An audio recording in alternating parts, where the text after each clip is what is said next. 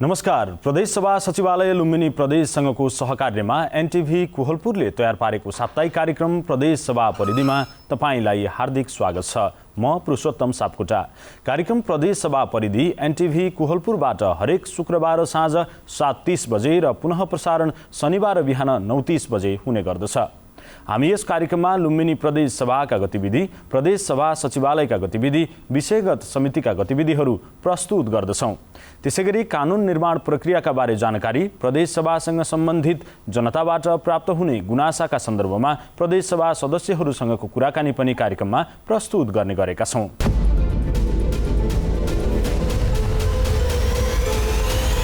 आजको कार्यक्रममा हामी सार्वजनिक लेखा समितिको भूमिकाको बारे जानकारी, प्रदेशमा लागू भएको बजार नियमन तथा प्रतिस्पर्धा ऐन र प्रदेश सभा सदस्यसँगको कुराकानी लगायतका सामग्री प्रस्तुत गर्दैछौँ।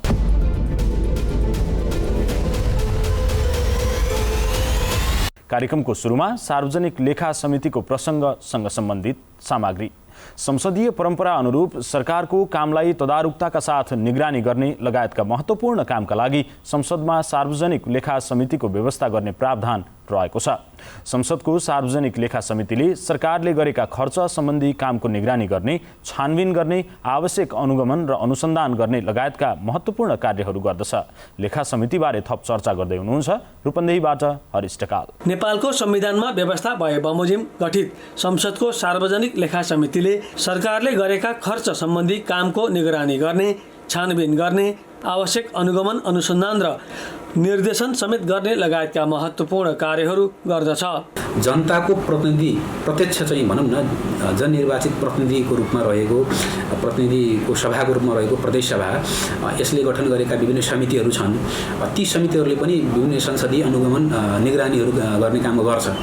विशेष गरेर अब जस्तै यसको खासमा मूल यसको सेन्ट्रल आइडिया त के हो भने सरकारी एवं सार्वजनिक संयन्त्रहरू जति पनि छ त्यसमा भएका केही फजुल खर्चहरू जो हुन्छ त्यो फजुल खर्चहरूको पहिचान गर्ने र विशेष गरेर अब करदाताहरूले तिरेको करको प्रयोगको अवस्था, त्यसको चाहिँ अब परीक्षण समेत गर्ने र सरकारी कर्मलाई नियमित छ कि छैन, दक्ष छ कि छैन, मितिव्ययी छ कि छैन, अथवा त्यसको प्रभावकारिता अभिवृद्धि गर्न के गर्नुपर्छ, सुझाव दिनुपर्छ, त्यो समेत अध्ययन गरेर प्रतिवेदन दिने काम गर्छ। प्रदेश सरकार मातहतमा रहेका मन्त्रालयहरू, निर्देशनालयहरू, विभाग र स्थानीय तहका सरकारी कार्यालयहरूमा समेत स्थलगत अध्ययन गर्ने, बेरुजु घटाउन, फर्स्युट गर्ने गराउने कार्य गर्ने, सार्वजनिक सेवा प्रवाहलाई सदाचार र सुशासनयुक्त बनाउन सार्वजनिक लेखा समितिले महत्त्वपूर्ण भूमिका खेल्ने गरेको छ।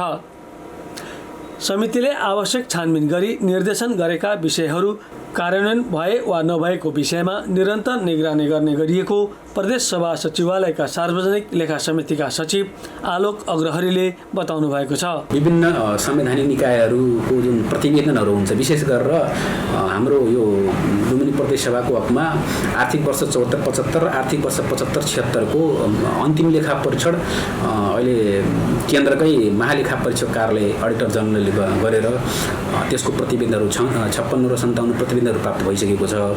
त्यसमाथि पनि छलफल गरेर विभिन्न प्रदेश सरकारका र तिनका चाहिँ मातहतका निकायहरूको, विशेष गरेर केन्द्रीय निकायहरूको हामीले विभिन्न मन्त्रालयहरूको चाहिँ श्रीमान सचिवज्यूहरू र त्यहाँका चाहिँ लेखाधिकृतहरू, योजना प्रमुखज्यूहरूलाई बोलाएर महालेखा परीक्षकले औल्याएका बेरुजुहरूको सन्दर्भमा हामीले छलफल पनि गऱ्यौँ र असुल फर्चुटका लागि विभिन्न निर्देशनहरू पनि दिएका छौँ।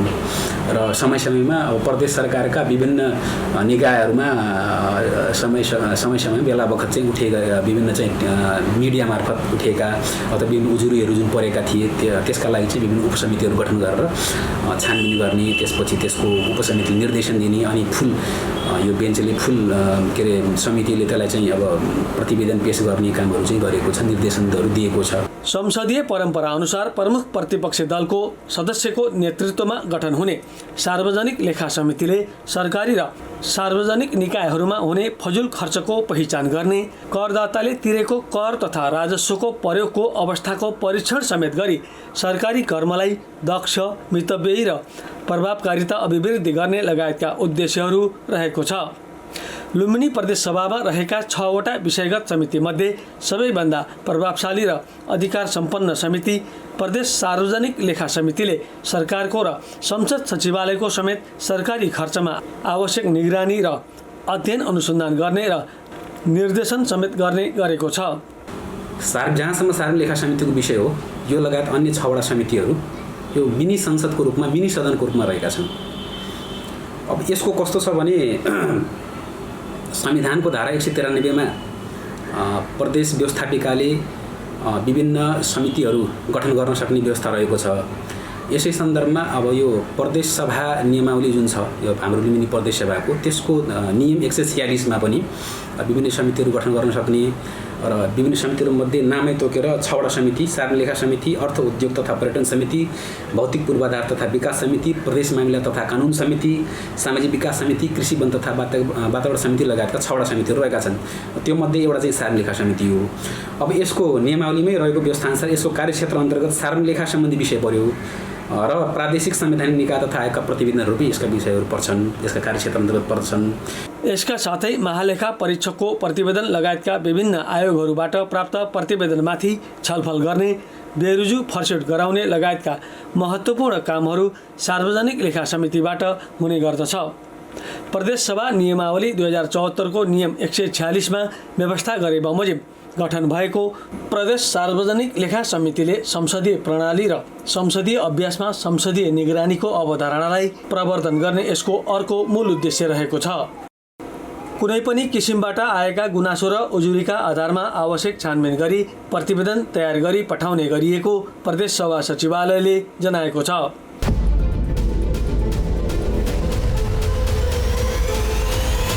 बजारमा हुने विभिन्न प्रकारका गतिविधिलाई नियमन गर्न र अवांछित गतिविधिलाई नियन्त्रण गर्ने उद्देश्यले लुम्बिनी प्रदेश सरकारले बजार नियमन तथा प्रतिस्पर्धा ऐन 2077 लागू गरेको छ। बजारको अनुगमन र नियमन गर्ने, वस्तु वा सेवाको गुणस्तर कायम गर्ने, मापदण्ड निर्धारण गर्ने, कसुर गरेको ठहर भएमा कारबाही गर्ने र स्वच्छ प्रतिस्पर्धात्मक बजारको विकास एवं संरक्षण समेत गर्ने ऐनको उद्देश्य रहेको छ।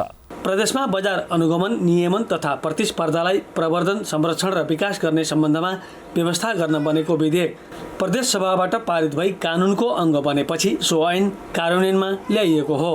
बजार नियमन तथा प्रतिस्पर्धा प्रवर्धन ऐन 2077 जुन छ, यो निर्माण गर्नुको, यो ऐन आउनुको मुख्य उद्देश्य भनेकै बजारमा हुने जति पनि क्रियाकलापहरू छन्, ती क्रियाकलापहरूको, बजारका क्रियाकलापहरूको नियमन, त्यसको नियमित र अवांछित गतिविधिहरूको नियन्त्रण गर्नका लागि बजार संरक्षणको सुनिश्चितता गर्नुपर्ने हुन्छ।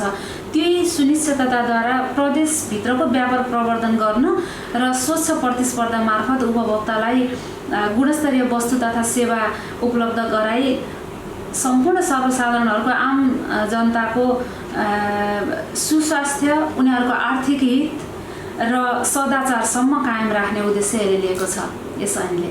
प्रदेशमा बजारको अनुगमन र नियमन गर्ने, वस्तु वा सेवाको गुणस्तर कायम गर्ने, मापदण्ड निर्धारण गर्ने, कसुर गरेको ठहर भएमा कारबाही गर्ने र स्वच्छ प्रतिस्पर्धात्मक बजारको विकास एवं संरक्षण समेत गर्ने उद्देश्यले सो ऐन लागू गरिएको जनाइएको छ। सो ऐनमा बजार अनुगमनलाई व्यवस्थित गर्न र ऐनको प्रभावकारी कार्यान्वयनका लागि बजार अनुगमन र नियमन परिषद गठन गर्ने, सोको मातहतमा अनुगमन समिति वा अनुगमन टोली गठन गर्ने, बजार अनुगमन अधिकृत नियुक्ति गर्ने वा तोक्ने लगायतका व्यवस्थाहरू रहेको छ। र यसका कामहरू यो गर्ने भनेर पनि प्रष्ट उल्लेख छ र निर्देशनालयको पनि काम कर्तव्य तोकेको छ के गर्ने भनेर। र त्यस्तै मदिरा तथा मदिराजन्य पदार्थको उत्पादन र बिक्री वितरणको नियमन गर्ने कुराहरू प्रष्ट छ। यसमा समय छुट्याएर मदिरा कति बजेदेखि कति बजेसम्म बिक्री वितरण हुने नहुने र 18 वर्षभन्दा कम उमेरको बालबालिकाहरूलाई त्यो बिक्री वितरणमा लगाउन नहुने, उपयोगमा बन्देज लगाउने लगायतका कुराहरू सबै प्रष्ट उल्लेख छ यो ऐनमा। त्यस्तै सुर्तीजन्य पदार्थको उत्पादन र बिक्री वितरणको नियमन कसरी गर्ने, कसले गर्ने भन्ने कुराहरूदेखि लिएर वस्तु वा सेवाको गुणस्तर मापन गर्ने मापदण्डहरू पनि मापनका आधारहरू पनि प्रष्ट छन्। त्यस्तै स्वच्छ प्रतिस्पर्धा प्रबन्धन सम्बन्धी व्यवस्था अन्तर्गत यसले प्रतिस्पर्धा विपरीतको काम यो काम भयो भने स्वच्छ प्रतिस्पर्धा होइन है भन्ने कुरा पनि प्रष्ट उल्लेख छ ऐनमा। र स्वच्छ प्रतिस्पर्धा कायम कसरी गर्ने त, कसको भूमिका हुने, अनुगमन कसले गर्ने भन्ने पनि यसमा प्रष्ट व्यवस्था छ। यो ऐनले सम्पूर्ण व्यवस्था गरेको छ। र त्यस्तै अर्को महत्त्वपूर्ण यसमा व्यवस्था के छ भने बजार नियमन तथा प्रतिस्पर्धा प्रबन्धन परिषदकै गठन गरेको छ। र यो एउटा परिषदले विभिन्न मन्त्रालयको प्रतिनिधित्व गर्छ। त्यहाँका सचिवज्यूहरू रहनुहुन्छ र लगायत अन्य व्यक्ति पनि रहनुहुन्छ। आकस्मिक अनुगमन गर्ने, सूचना चुहाउनेलाई कारबाही गर्ने, चेतावनीयुक्त आदेशहरू दिन सक्ने, दण्ड जरिवाना गर्न सक्ने, कारबाही दण्ड जरिवाना सम्बन्धमा चित्त नबुझेमा माथिल्लो तह वा अदालतमा पुनरावेदन गर्न सक्ने विशेष व्यवस्था समेत सो ऐनमा उल्लेख गरिएको छ। बजारमा भइरहेका अवांछित गतिविधिका बारेमा मौखिक वा विद्युतीय माध्यमबाट उजुरी वा सूचना दिन सकिने सजिलो व्यवस्था पनि बजार नियमन तथा प्रतिस्पर्धा प्रबन्धन ऐनमा व्यवस्था गरिएको छ। यस अन्तर्गतै अनुगमन टोली पनि गठन गर्न सक्ने भनेर व्यवस्था छ। यो पनि महत्त्वपूर्ण व्यवस्था छ। र यो अनुगमन टोलीले सबै जानकारी लिने, सोधपुछ गर्ने, यो विभिन्न यो आवश्यकता अनुसार संयुक्त अनुगमन टोली पनि परिचालित हुने लगायतको कुराहरू छ। र त्यस्तै जाँचबुझ वा निरीक्षण गर्न सक्ने भन्ने व्यवस्था पनि छ। बजार अनुगमन अधिकृत नियुक्त गर्ने अथवा तोक्न सक्ने भन्ने व्यवस्था पनि छ। यो अर्को महत्त्वपूर्ण व्यवस्था। अनुगमन अधिकृतको काम कर्तव्य पनि उल्लेख गरिएको छ। त्यस्तै वस्तुको परीक्षण सम्बन्धी व्यवस्था, कमसल वस्तु जफत हुने वा नष्ट गरिने कुराहरू लगायत उजुरी कहाँ दिने त भन्ने कुरा, यो उजुरी दिन सक्ने व्यवस्था पनि छ। र उजुरी दिन सक्ने व्यवस्था अन्तर्गत चाहिँ मौखिक या विद्युतीय माध्यमबाट समेत उजुरी दिन सक्ने भनेको छ। प्रदेश सभामा विधेयक पारित भई ऐन लागू भएपछि सो ऐनको कार्यान्वयनको अवस्थाका बारेमा प्रदेश सभाको विषयगत समितिहरूले अनुगमन गर्ने र प्रतिवेदन पेश गर्ने प्रावधान रहेको छ। तर विगत 2 वर्ष यता कोभिड महामारीका कारण जनजीवन नै अस्तव्यस्त भएका कारण ऐन कार्यान्वयनका बारेमा प्रभावकारी रूपमा अनुगमन हुन सकेको छैन। विभिन्न महत्त्वपूर्ण व्यवस्थामध्ये यसले यो विभिन्न परिच्छेदमा बजार नियमन सम्बन्धी व्यवस्था अन्तर्गत वस्तु वा सेवाको नियमन कसरी गर्ने, कसले गर्ने भन्ने कुराहरू उल्लेख गरेको छ, प्रष्ट आएको छ अहिले। र यो ऐन चाहिँ मन्त्रालयले यो अनुगमन गर्नका लागि मन्त्रालयको यो भूमिका हुने भनेर यहाँ प्रष्ट उल्लेख छ।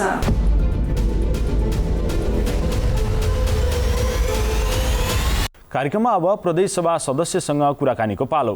हामी आज रुकुमको निर्वाचन क्षेत्र नम्बर 1 को कबाट निर्वाचित प्रदेश सभा सदस्य तेजबहादुर ओलीसँग कुराकानी गर्दैछौँ।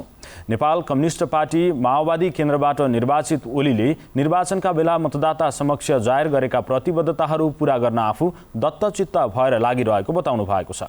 2074 सालमा प्रदेश सभा सदस्यमा निर्वाचित हुनुभएका ओलीले आफ्नो निर्वाचन क्षेत्रमा शिक्षा, स्वास्थ्य, सडक, खानेपानी, सिंचाई, कृषि लगायतका क्षेत्रमा उल्लेखनीय कार्य गरेको स्मरण गर्नुभयो। हाल प्रदेश सभामा सामाजिक विकास समितिको सदस्य समेत रहनुभएका ओलीले आफ्नो क्षेत्रमा रहेको मुख्य समस्याहरू सिंचाईको समस्या, कृषि र पर्यटन क्षेत्रको विकासका साथै पूर्वाधार विकासमा आफ्नो विशेष जोड रहेको बताउनु भएको छ। प्रस्तुत छ उहाँसँग गरिएको कुराकानीको सम्पादित अंश। अब यो हाम्रो चाहिँ रुकुम पूर्व भनेको लुम्बिनी प्रदेशको हिमाली जिल्ला हो, साथै दुर्गम र विकट जिल्ला पनि हो। अब यसमा चाहिँ हामीले निर्वाचन सम्पन्न भइसकेपछि हाम्रो प्रतिबद्धता अनुसार कामहरू अगाडि बढाइराखेका छौँ। खास गरी हामीले पहिलो प्राथमिकतामा सडक सञ्जाललाई सबै वार्डहरूमा पुर्याउने भन्ने चाहिँ हाम्रो कार्यक्रम थियो। खास गरी सदरमुकाम र सदरमुकाम आसपासको क्षेत्रमा मात्रै सडक सञ्जाल पुगेको थियो। हुन त मध्य पहाडीले रुकुम पूर्वलाई पूर्वदेखि पश्चिमसम्म बीच भागबाट पर्ने गरेर चाहिँ अगाडि बढाइएको छ। तर प्राय चाहिँ वडाहरूमा सडक नपुगेको स्थितिमा हामीले सडक सञ्जाललाई लगभग हामीले अहिले चाहिँ आगामी वर्षमा सबै वडामा सडक सञ्जाल विस्तार गर्ने पुर्याउने अभियान चलाइराखेका छौँ र करिब करिब हामी लक्ष्यको नजिक छौँ पहिलो कुरा। दोस्रो कुरा चाहिँ हामीले रुकुम जिल्लामा पूर्वाधारको क्षेत्रमा खानेपानी, सिँचाइ, जलविद्युत लगायतका कामहरू, पर्यटनको क्षेत्रमा विभिन्न खालका पर्यटकीय गन्तव्यहरूको खोजी गर्ने, त्यस्ता पर्यटन गन्तव्यहरूलाई चाहिँ डिपिआर निर्माण गर्ने र कार्यक्रमहरू अगाडि बढाउने खालको सोचिरहेका छौँ। कृषि क्षेत्रमा पनि हामीले त्यस्तै कार्यक्रमहरू अगाडि बढाइरहेका छौँ। समग्रमा भन्दाखेरि हामीले हाम्रो प्रतिबद्धता अनुसारका कामहरूको एउटा आधार खडा गरेका छौँ। अहिले हेर्दाखेरि चाहिँ निर्वाचनको बेलामा गरिएका प्रतिबद्धता मध्येको यो विकासको क्रममा चाहिँ कति जति पुरा भए जस्तो लाग्छ? होइन, यस्तो छ, अब चाहिँ हामीले प्रतिबद्धता अनुसार कामहरू अगाडि बढाएका छौँ। अब यो 5 वर्षमै अब सबै काम सम्पन्न हुन्छ भन्ने कुरा त भएन। हामीले जुन खालको राजनीतिक स्थिरताको परिकल्पना गरेका थियौँ त्यो पनि सम्भव भएन।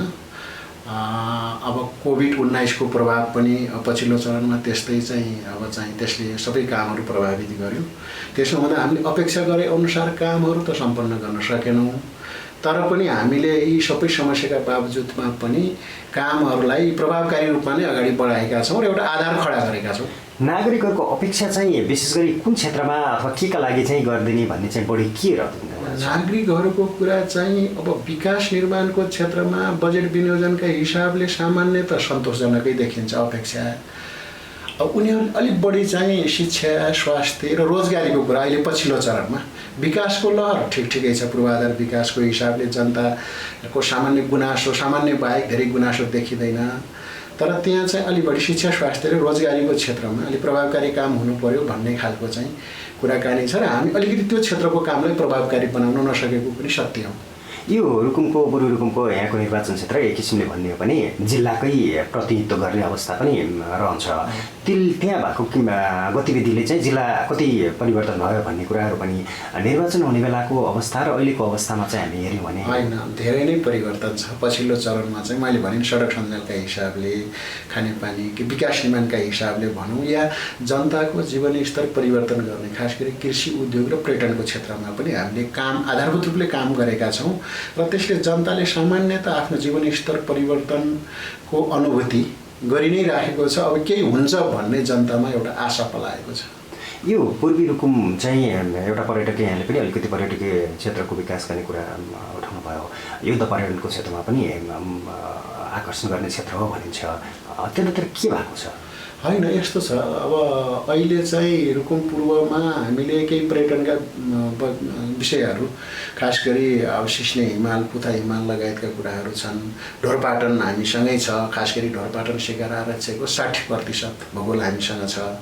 विभिन्न खालका वन्यजन्तुहरू, जैविक विविधताका पक्षहरू, त्यसपछि त्यस्ता सांस्कृतिक, भाषिक, विभिन्न खालका सांस्कृतिक, भाषिक लगायत अब यो चाहिँ ग्रामीण पर्यटन लगायतका थुप्रै पर्यटनका क्षेत्रहरू छन् र त्यसलाई चाहिँ हामीले अहिले सामान्यतः क्षेत्र पहिचान गरेका छौँ र स्थानीय तह सङ्घ र प्रदेशको संयुक्त लगानीमा डिपिआर गरेर त्यसलाई चाहिँ कामहरू बिस्तारै अगाडि बढेका छन्। अझ विशेष गरी त्यो क्षेत्रको सन्दर्भमा युद्ध पर्यटनको कुरा लाई चाहिँ पनि हामीले जोड दिएका छौँ। त्यसो हुँदा विभिन्न पर्यटकीय क्षेत्रहरूलाई समेटेर अगाडि बढ्ने क्रम चाहिँ सुरु भएको छ। यो कार्यमा चाहिँ स्थानीय सरकारहरूसँगको सहकार्य कस्तो रहेको पाउनुभयो? होइन, स्थानीय स्तरसँगको सहकार्यमा उनीहरूले पनि आफ्नो ढङ्गबाट काम गरिराखेका छन्। खास गरी हामीले रुकुम पूर्वमा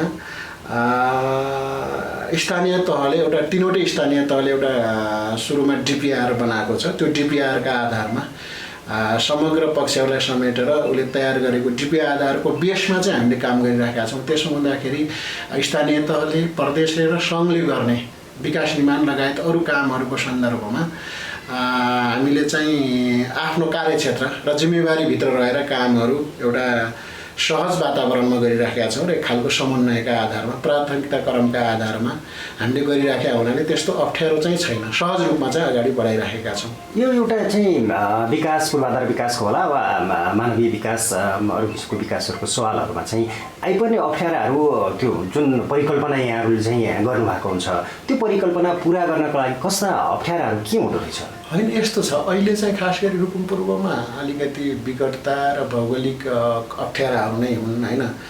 अब त्यसपछि चाहिँ हामीले अलिकति अब नयाँ सङ्घीयताको नयाँ अभ्यास पनि गर्दैछौँ। यसमा चाहिँ अब सङ्घीयताले सहज पनि बनाएको छ, सरकार जनताको माझमा पुगेको छ, स्थानीय तह प्रदेश सरकारले नजिकबाट दूरदराजका गाउँहरूमा अब सरकार पुर्याउने काम गरेको छ, त्यो अनुभूति जनताले गरेको छ। अर्को कुरा के देखिन्छ भन्नुहुन्छ भने अब यसको समन्वयको सन्दर्भमा र पछिल्लो चरणमा राजनीतिक स्थायित्व नहुँदाखेरि अझै पनि हामीसँग जस्तो 2/3 सरकार भए पनि बिचमा अप्ठ्याराहरू आए। यसको स्थायित्वको समस्याका कारणले गर्दाखेरि जुन गतिमा विकास निर्माणका कामहरू अगाडि बढ्नुपर्ने हो त्यो चाहिँ समस्या छ एउटा। अर्को कुरा अहिले चाहिँ हाम्रो सरकार जनप्रतिनिधिहरू र कर्मचारीहरूको बिचमा अलि बढी तालमेलको आवश्यकता जस्तो देखिन्छ। तालमेल नमिल्दाखेरि केही समस्याहरू चाहिँ देखा परेका छन्, यसलाई चाहिँ व्यवस्थित गर्नुपर्ने आवश्यकता छ। र विकास निर्माणको सन्दर्भमा बजेट परिचालनको सन्दर्भमा त्यसको अनुगमनलाई प्रभावकारी बनाउनु पर्ने आवश्यकता चाहिँ विभिन्न खालका समस्याहरू चाहिँ देखिन्छन्। यसलाई चाहिँ व्यवस्थित गर्न सक्यो भनेपछि हामी अगाडि बढ्न सक्छौँ भन्ने देखिन्छ। कतिपय अवस्थामा चाहिँ प्रदेश नयाँ संरचना र यहाँले भने जस्तै नयाँ संरचना भयो, सङ्घीय संरचना पछिको नयाँ यसले चाहिँ यहाँ प्रदेश सभा सदस्यहरूको भूमिकालाई चाहिँ स्थानीय तहसँग अथवा सङ्घसँग चाहिँ जोडेर हेर्दा चाहिँ कता कता अलमल भए जस्तो भयो भन्ने चाहिँ धेरै कुराहरू आउँछ। केले त्यहाँ चाहिँ जटिलता अथवा चाहिँ अप्ठ्यारो केले गरा होला, त्यसलाई सरलीकरण कसरी गर्ने? होइन यस्तो छ, आफ्ना कार्यक्षेत्रहरू छन्, आफ्ना दायित्वहरू छन्। आफ्नो दायित्व र कार्यक्षेत्र हिसाबले 3 तहले चाहिँ त्यसमा रहेर काम गर्न सक्यो भने समस्या आउँदैन एउटा कुरा। अर्को कुरा फेरि हामी त पहिलो 5 वर्षमा छौँ अनि सङ्घीयताको अभ्यासको पहिलो अवधिमै छौँ। त्यसो हुँदाखेरि कतिपय कुराहरूमा अन्तर्विरोधहरू देखा पर्ने कुरा स्वाभाविकै छ। बजेट बाँडफाँडको कुरा होस्, कतिपय योजनाहरू दोहोरिने कुरा होस्, या अब एकले अर्कालाई चाहिँ स्वीकार्ने कुरा होस् होइन। त्यसमा चाहिँ सबैले आफ्नो दायित्वलाई ठिक ढङ्गबाट ग्रहण गरेर काम गर्न सक्यो भने समस्याहरू आउँदैन। सङ्घीयता कार्यान्वयनको प्रारम्भिक चरणमा भएको कारणले गर्दाखेरि केही त्यस्ता समस्याहरू देखिनु स्वाभाविकै हो। यसलाई चाहिँ क्रमशः व्यवस्थित गर्दै लैजाने कुरा चाहिँ हुन्छ। फेरि जिल्लाकै त्यही निर्वाचन क्षेत्रतिरै फर्क्यौँ। निर्वाचन क्षेत्रमा अझै यहाँहरूको अवधि त छ, अब 4 वर्ष भनिरहे पनि गर्न चाहिँ अब के कुराहरू चाहिँ गर्न बाँकी छन्? अब धेरै होला नि, त्यसमध्ये चाहिँ गर्नै पर्ने जस्तो होइन, धेरै बाँकी छन्। हामीले गरेका प्रतिबद्धताहरू पनि विभिन्न कारणले पुरा गर्न सकेको छैन। फेरि हामीले सामान्य विकास निर्माणको काम र अन्य जनताको जीवन स्तर परिवर्तन गर्ने आर्थिक उत्पादनसँग जोडिएका विषयहरू 2-3 वर्षमा 4-5 वर्षमै धेरै गर्न सकिँदैन। त्यसको जग खडा गर्ने हो। हामीले 5 वर्षको, 10 वर्षको, 15 वर्षको, 20 वर्षको योजना खास गरी हाम्रो प्रतिबद्धताहरूमा पनि जिल्लाको मास्टर प्लानमा पनि त्यो उल्लेख गरेका छौँ। त्यस कारणले गर्दाखेरि यसलाई निरन्तरता दिने कुरा हो, आधार खडा गर्ने कुरा हो। करिब सबै क्षेत्रमा, विकास निर्माणका सबै क्षेत्रहरूमा हामीले आधार खडा गरेका छौँ, कामको सुरुवात गरेका छौँ। त्यसले जनतामा एउटा राम्रो आशा पलाएको छ, अब केही हुन्छ भन्ने खालको। र पछिल्लो यो 5 वर्षमा खास गरी रुकुम पूर्व सिङ्गो जिल्ला हुँदाखेरि अलि पश्चिमतिर विकास केन्द्रित थियो, पूर्वतिर अभाव नै थियो। नयाँ जिल्ला भइसकेपछि र त्यहाँबाट स्थानीय तह, प्रदेश र सङ्घीय जनप्रतिनिधिहरूको सहकार्यमा अहिले जुन रूपमा गतिमा विकास भएको छ, बजेटको विनियोजन भएको छ, बजेटको मात्रा पनि बढेको छ, विकास केन्द्रित भएको छ, यसले चाहिँ सकारात्मक सुरुवात भएको छ हामी भन्न सक्छौँ। फेरि म फर्केर पहिलेकै प्रश्नमा गएँ। आफ्नो निर्वाचन क्षेत्रबाट निर्वाचित भइसकेपछि के भए भनेर सडक सञ्जाल जोडिया त त्यो महत्त्वपूर्ण कुरा छँदैछ। त्यसबाहेक के भए भन्दाखेरि के भन्ने? अब यस्तो छ, हामीले चाहिँ त्यहाँ सडक सञ्जाल बाहेक करिब हामीले सबै गाउँमा खानेपानी पुर्याउने योजना अन्तर्गत अधिकांश गाउँहरूमा खानेपानीका योजनाहरू सञ्चालन भएका छन्। त्यसपछि कृषि क्षेत्रमा स्मार्ट कृषिदेखि लिएर हामीले चाहिँ कृषि मिसन कार्यक्रमहरूदेखि लिएर खास गरी कृषि र पशुपालनको क्षेत्रमा कामहरू चाहिँ अगाडि बढाएका छौँ। त्यस्तै गरेर हामीले चाहिँ विद्युतीकरणको क्षेत्रमा पनि लघु जलविद्युत आयोजनादेखि लिएर केन्द्रीय प्रसारण लाइनलाई सम्भवतः 2टा गाउँपालिकामा पुरै हामीले विस्तार गरेको अन्तिम चरणमा छ। पुथा उत्तरगङ्गा गाउँपालिकामा पनि हामीले केही वडाहरूमा चाहिँ विस्तार गरेका छौँ र त्यो अगाडि बढी नै राखेको छ। सिँचाइका, तटबन्धका, बस्ती विकासका कार्यक्रमहरू खास गरी रुकुम पूर्वमा अलिकति घना बस्तीहरू छ हामीसँग। ती घना बस्तीहरूलाई व्यवस्थित गर्ने हिसाबले बस्ती विकास कार्यक्रमहरू पनि त्यही ढङ्गबाट अगाडि बढाएका छौँ। पर्यटन पदमार्गका हिसाबले पनि कामहरू भएका छन्। त्यसपछि हामीले चुनबाङ, मह, तकसेरा लगायतका युद्ध पर्यटनका क्षेत्रहरूको पहिचान गरेर पनि कामहरू अगाडि बढाएका छौँ। हुँदाखेरि सम्पूर्ण क्षेत्रका कामहरूलाई चाहिँ हामीले व्यवस्थित गरिराखेका छौँ। अन्त्यमा आफ्नो निर्वाचन क्षेत्रका नागरिकहरूलाई के भन्नुहुन्छ? अब हामी चाहिँ एउटा नयाँ प्रणालीमा छौँ, नयाँ अभ्यासमा छौँ। अब यसो गर्दाखेरि हामीले चाहिँ समग्र जिल्लाको विकासको लागि र आफ्नो निर्वाचन क्षेत्रको विकासको लागि पनि हामीसँग भएको साधन स्रोत र हाम्रो जनशक्तिलाई ठिक ढङ्गबाट प्रयोग र परिचालन गरेर कामहरूलाई व्यवस्थित गर्ने, अगाडि बढाउने काम गरिराखेका छौँ। यो अभियानमा हामी त हाम्रो तर्फबाट लागि नै राखेका छौँ। आम जनताको पनि साथ, सहयोग र समर्थनको चाहिँ आवश्यकता पर्दछ। यो चाहिँ विकास निर्माणको कुरा, जनताको जीवनस्तर बदल्ने, आर्थिक क्रान्ति गर्ने कुरा एकजना जनप्रतिनिधिले मात्रै गरेर हुने कुरा होइन। सबै सिङ्गो जिल्लावासी, आम जनताको त्यसमा साथ सहयोग रह्यो भनेपछि हामी निकट भविष्यमै रुकुम जिल्लालाई, रुकुम पूर्वलाई र खास गरी हामीले अलिकति पछि परेको रुकुम पूर्वको निर्वाचन क्षेत्रलाई एउटा नयाँ उचाइमा पुर्याउन सक्छौँ भन्ने चाहिँ विश्वास छ। त्यसमा म आम जनसमुदायलाई यसमा सहयोग गर्नको निम्ति अपिल गर्दछु।